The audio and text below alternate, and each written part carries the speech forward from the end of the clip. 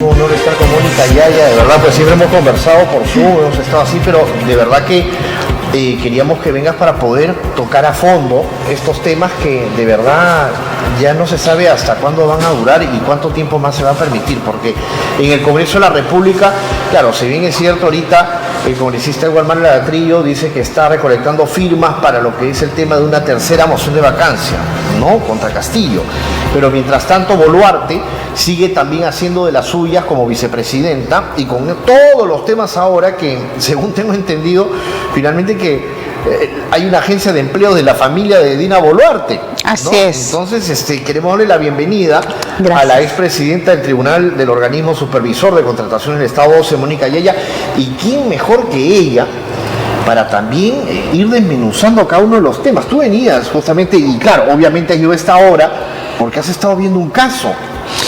Así es. He sido citada y hoy brindé mi testimonio en la primera Fiscalía Anticorrupción de Funcionarios del Ministerio Público, porque de acuerdo a aquello de lo que recién he tomado conocimiento, la señora Dina Boluarte ha sido denunciada por el fiscal anticorrupción por instigar al delito. ¿A quiénes? A funcionarias de RENIEC. ¿Por qué?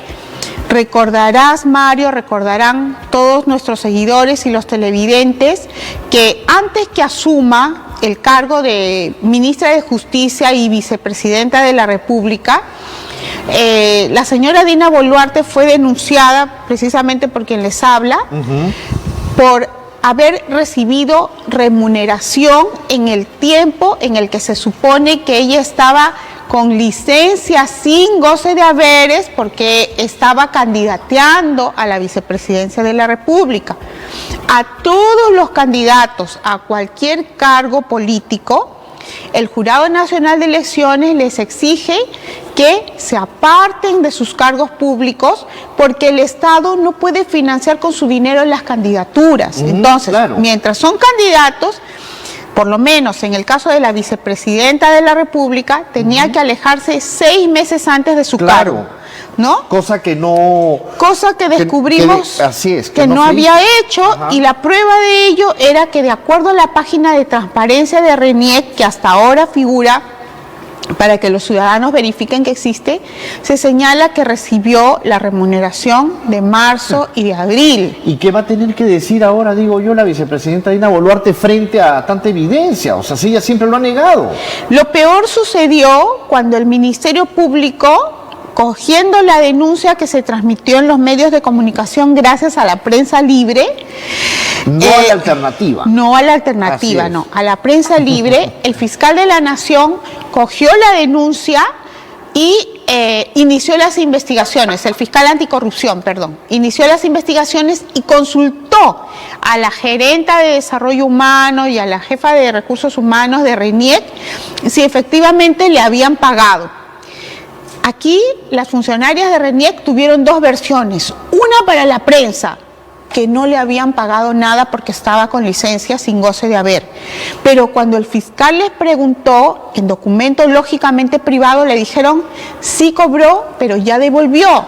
Pero el fiscal descubrió que en realidad no había devuelto el dinero en la fecha en la que estas funcionarias le mintieron que se había devuelto el dinero. Son una serie de mentirosos son estos, o sea, todos son iguales, cortados de la misma madera, o sea, es una cosa increíble.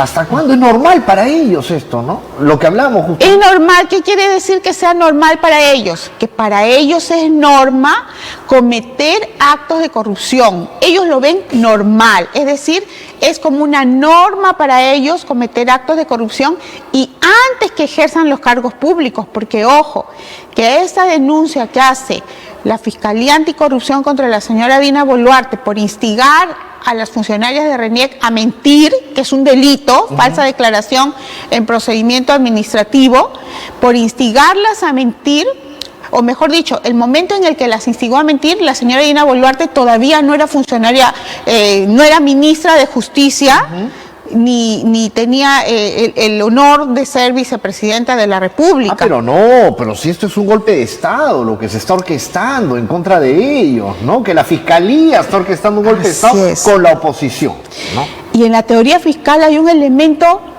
bastante importante, Mario. El fiscal dice, por si acaso, para que no me corten las investigaciones, o sea, esto ya es reflexión mía, ¿no? Este delito de instigación al delito cometido presuntamente por la señora Dina Boluarte fue realizado antes que ella sea ministra de Justicia, por lo tanto, no le corresponde la inmunidad que tienen los ministros para ser investigados y acusados. O sea, eso quiere decir entonces que lo que estaría en la Subcomisión de Acusaciones Constitucionales, el caso de Dina Boluarte, que es otro, Ajá. es distinto a este nuevo presunto delito cometido por la señora Dina Boluarte antes que asuma el cargo de ministra de Justicia, ministra de MIDIS, se le está sumando, o sea, se podría decir. Las infracciones constitucionales que ha cometido ya como ministra de Justicia se ven en el Congreso de la República y allí sí la ampara la inmunidad ministerial. Ajá. ¿Cuáles son esas infracciones? ¿Cuáles son esos presuntos delitos? Puede ser el de colusión o el de negociación incompatible. ¿Por qué? Porque ella omitió mencionar los nombres de sus familiares hasta el segundo grado de afinidad en su declaración jurada de intereses cuando ella accedió al cargo de ministra y ella ha negado del MIDIS. todo, porque está en el Congreso de la República hace poco, ya ha negado todo. O sea, ha negado todo y ha dicho que no recordaba los nombres de sus familiares, de sus cuñados, de los esposos de sus hermanas. No recordaba sus nombres y por eso no lo puso en la declaración. Claro. Y como no los recordaba, no los puso y uno de ellos, por lo menos hasta donde se sabe, contrató con el Estado mientras ella era ministra de Justicia. Entonces, esa omisión dio lugar a ese incumplimiento de la ley y por eso, desde mi punto de vista, ahí sí hubo un delito de colusión o de negociación incompatible. Atentos en el Congreso de la República, ¿no? Porque... Y quizás de tráfico de influencias, pero eso fue ya cuando ella era ministra. Y ojo, que también lo que se está investigando en el Congreso es el papel que ella desempeñó como presidenta del Club Apurímac. Así es. Frente a su cargo, al mismo tiempo, de ministra del MIDIS, de Desarrollo e Inclusión Social. Mónica, ¿tú qué? Pero ¿esta es una viveza de ellos o es un desconocimiento que de repente ellos tienen o han tenido en torno a cómo se manejan las políticas cuando una persona ya es funcionaria? O sea, yo no entiendo. No es desconocimiento en primer lugar porque la señora Dina Boluarte es abogada. Sí, pues, ha sido candidata antes. Ha sido jefa de la oficina de Higuereta de RENIEC. O sea, casi toda su carrera la ha desempeñado en el sector público. Por lo tanto, sabe cuáles son las normas para su gestión. No a nosotros, o sea, no. Pero es lo que tú dijiste, para ellos es normal. Es una norma vulnerar la ley, ¿no?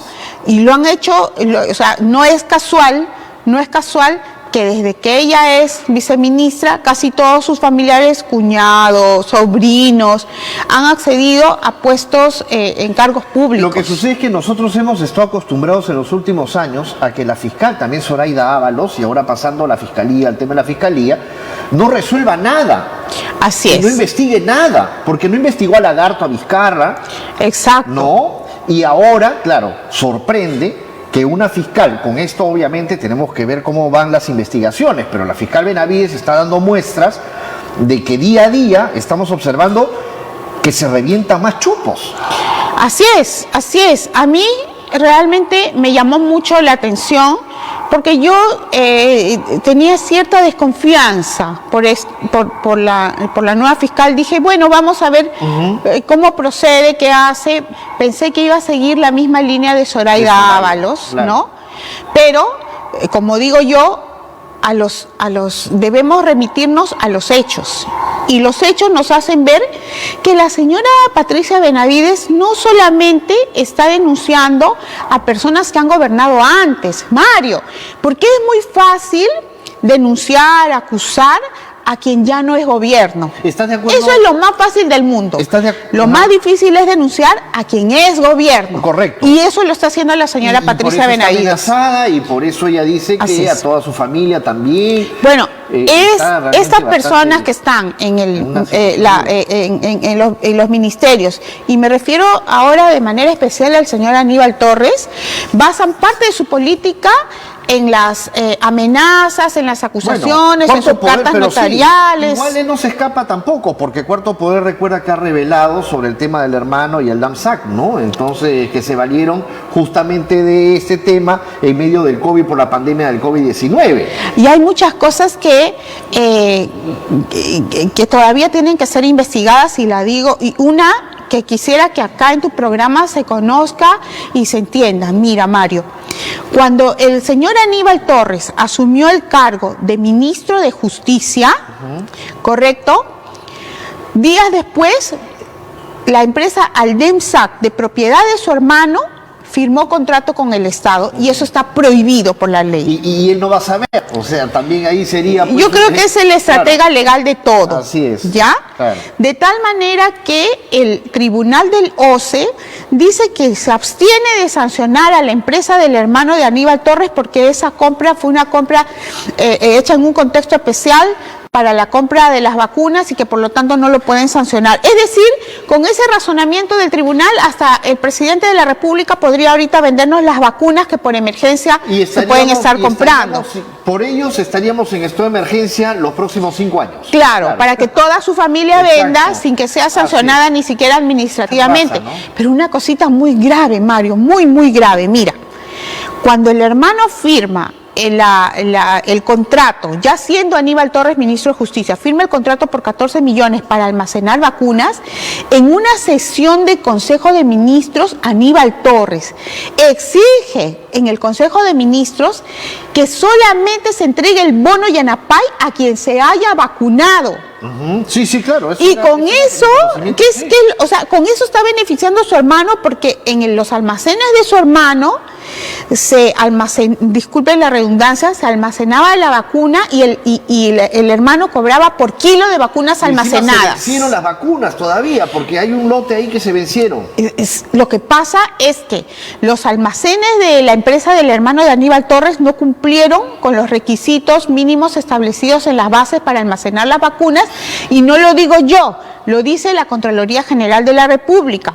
Por ejemplo. Ahí está, pues, Aníbal Torres, que tanto dice que le tienen envidia, dice, ¿no? Lo que pasa es que él piensa que le tienen envidia porque el señor Aníbal Torres cree que tener dinero es éxito, y no importa si el dinero es mal habido. Mal a toda la prensa, ¿no? Ese estilo de ser del señor Aníbal Torres es el estilo de los gamonales en las provincias.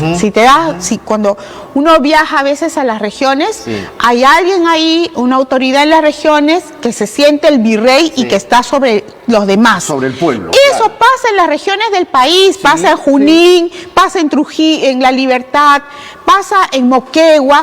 Una persona que tiene un cargo público, por pequeño que sea, se siente en las regiones superior a los demás. Pero él, pues, y piensa que los demás le tienen envidia. Y cree que el dinero que obtiene como resultado de la corrupción es digno de tener envidia. Eso es lo que le pasa al señor Aníbal Torres. Es un clasista. Dios mío, pero es una vergüenza realmente. Y por este caso, por ejemplo, Mónica, específico el hermano Aníbal Torres también estaría comprometido, obviamente, ¿no? Y tendría alguna pena, ¿no? Si es que... Yo creo que sí, porque ese dato de la sesión del Consejo de Ministros, en donde Aníbal Torres dice que solamente se entregue el bono Yanapay a quien se haya vacunado, porque con eso favorece al almacén de su hermano, yo creo que ese aspecto tiene que ser investigado por la doctora Patricia Benavides. Ahora, otro tema, Mónica, ¿qué está pasando con la Contraloría? Porque, claro, todo el mundo podemos estar hablando de esto, pero claro, dice, ¿la Contraloría? ¿Dónde está la Contraloría? O sea, ¿no se está fiscalizando como debería de ser? Yo creo que la Contraloría durmió hasta cierto momento. Recuerda, por ejemplo, que también descubrimos el contrato del padre de María Antonieta Alba, ¿no? Por 1.600.000 soles con el Ministerio de Agricultura, precisamente con, ¿cómo se llama? La que tampoco ha comprado las vacunas, este programa, el PSI, Programa Subsectorial de Irrigaciones, que ahí es otra cajita para los familiares de los ministros, el PSI. El PSI firmó un contrato por 1.600.000 1.600.000 soles con el padre, con la empresa del padre de María Antonieta Alba, la Rockstar. La Rockstar, y Contraloría, está, pero por toda Europa. Así es, claro, pero Contraloría no descubría lo que los ciudadanos descubríamos sin todos los recursos que tiene Contraloría. La Rockstar, ¿verdad? Es que ella misma verdad, pues. Claro. Pero hay muchos que apoyan a la Rockstar y siguen apoyando a Vizcarra, ¿no? Y no le dicen nada ni a Aníbal Torres ni tampoco a Castillo. O sea, nadie se ha puesto las zapatillas. Eso es lo que me llama muchísimo la atención. Lo que pasa es que Vizcarra había mal acostumbrado a algunos medios de comunicación y a algunos influencers a recibir dinero a través de cualquier contratito para que ellos lo defiendan a capa y espada, aunque esté hundiendo al Perú. Porque el gran culpable de la situación que tenemos en estos momentos, escuchen bien, el gran culpable es Martín Vizcarra, que en noviembre del año 2020 movilizó a jóvenes haciendo creer que estaban defendiendo la democracia, cuando en realidad lo que estaban haciendo era abrir las puertas a este gobierno comunista que lo anunciamos, Mario. Yo me acuerdo que lo anunciamos, dijimos en el otro canal. Dijimos, exacto, dijimos, Martín Vizcarra está haciendo todo esto y están abriendo las puertas a un gobierno comunista, y todos se rieron y mira lo que tenemos hoy. No, y es más, hasta ahora se siguen riendo y dicen, no, es imposible que nosotros vayamos a terminar como Venezuela, como los chavistas, pero lo peor de todo es que también tenemos metidos a los chinos. Y ese es otro tema. Y Vizcarra es bien cercano a los chinos. Acuérdate que Vizcarra se vacunó mientras los peruanos moríamos. Vizcarra se vacunó gracias a las vacunas chinas. ¿Qué hay entre Vizcarra y los chinos? ¿Pertenece, como en algún momento se habló y se ha dicho, a ese círculo de los chinos, el dragón, no sé cuánto? Yo creo que sí, y te voy a referir un caso. Por ejemplo, en Moquegua hay una obra que se llama Rehabilitación del Malecón de Samegua, en el distrito de Samegua, en Moquegua. Esa obra la entregaron a un consorcio integrado por los chinos, con la empresa es la misma de lo de China Heshouba. Ya. Son varias, son varias. Mira, yo no estoy contra las empresas chinas. Yo quisiera que vengan más empresas extranjeras serias a dar trabajo a los peruanos. Claro. Pero hay empresas chinas que han entrado al juego de la corrupción. La empresa China Heshouba se consorció con una empresa llamada Corporación Imaginación. ¿Quiénes son los dueños de Corporación Imaginación?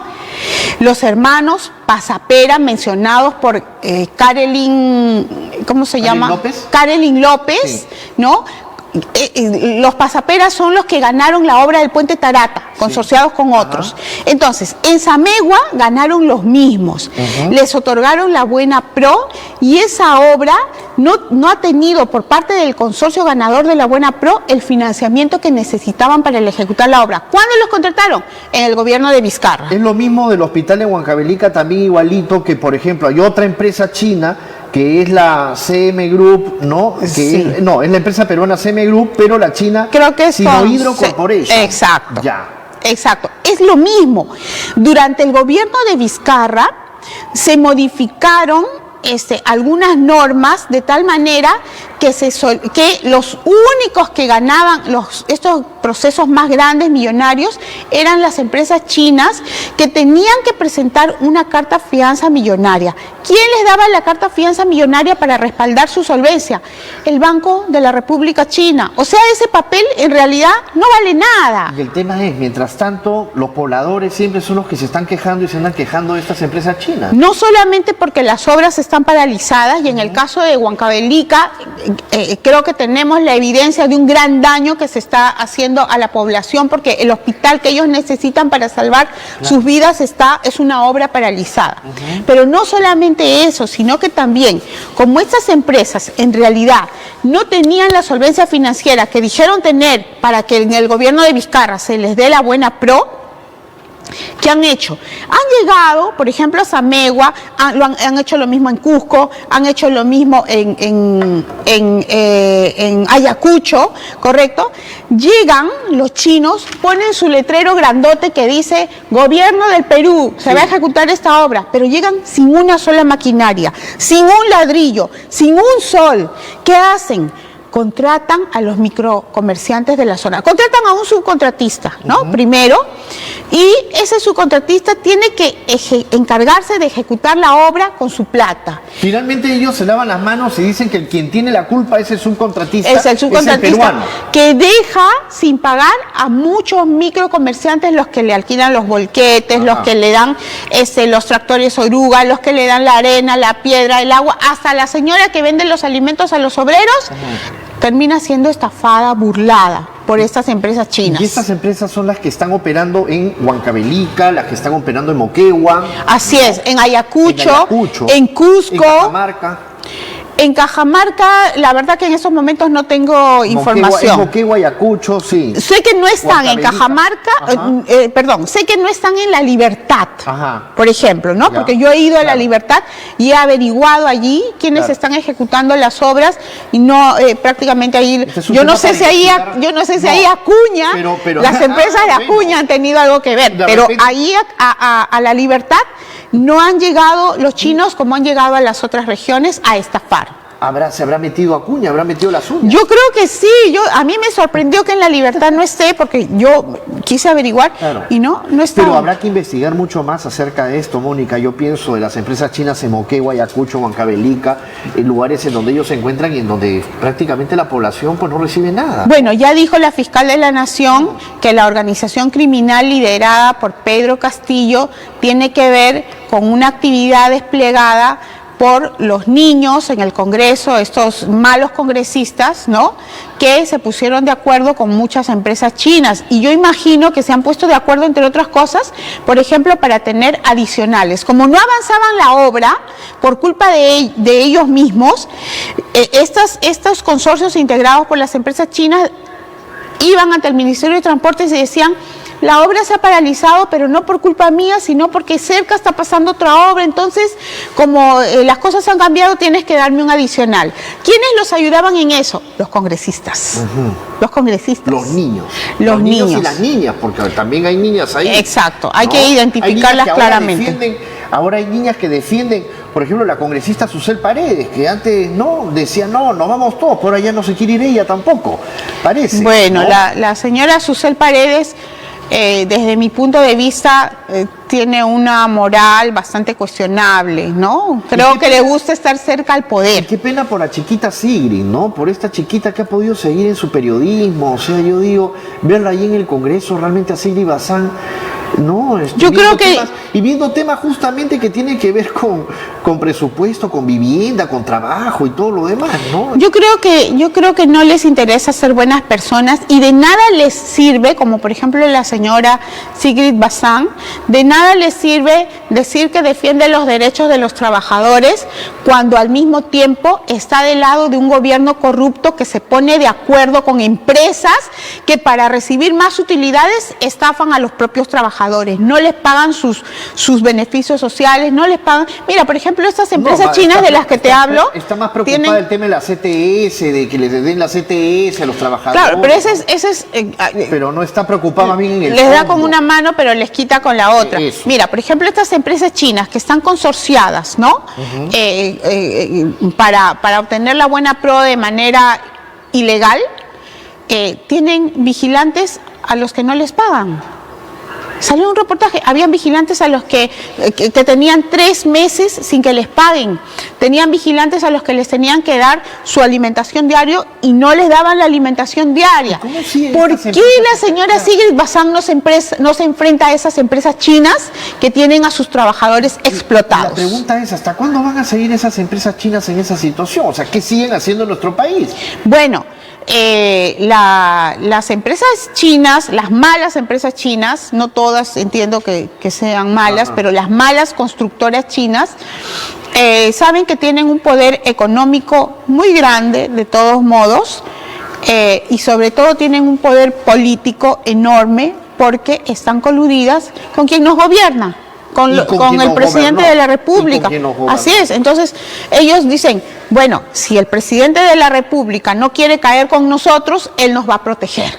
Eso es lo que dicen las empresas chinas, ¿no? Increíble, Mónica. Mónica, seguiríamos conversando realmente. Yo sé que es valioso el tiempo en el que estás acá y a ver, a tu juicio, qué es lo que debe de suceder en las próximas horas? Yo sé que este es un camino muy largo,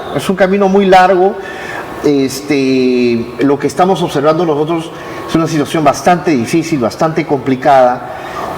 No estamos en la mejor época, ¿no? Creo yo que este es un gobierno que no se define, o sea, yo no lo veo a este gobierno ni como izquierda, ni como de centro, tampoco, o sea, es indefinido.